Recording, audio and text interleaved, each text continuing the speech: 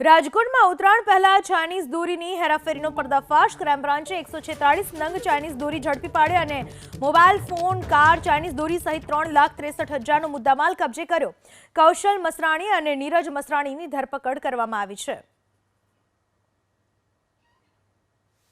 મકર સંક્રાંતિના તહેવાર અનુસંધાને ચાઇનીઝ દોરી, ચાઇનીઝ તુક્કલ વગેરેના ખરીદ, વેચાણ તથા ઉપયોગમાં પ્રતિબંધ કરતું જાહેરનામું બહાર પાડવામાં આવેલ હોય, જેના અનુસંધાને રાજકોટ સિટી ક્રાઇમ બ્રાન્ચ દ્વારા બે ઈસમો કૌશલ દિલીપભાઈ મસરાણી તથા નીરજ દિનેશભાઈ મસરાણીને 146 પ્રતિબંધિત ચાઇનીઝ દોરીની ફિરકી સાથે પકડી પાડવામાં આવેલ છે, જેમની કુલ મુદ્દામાલ 3,62,800નો સાથે પકડવામાં આવેલ છે.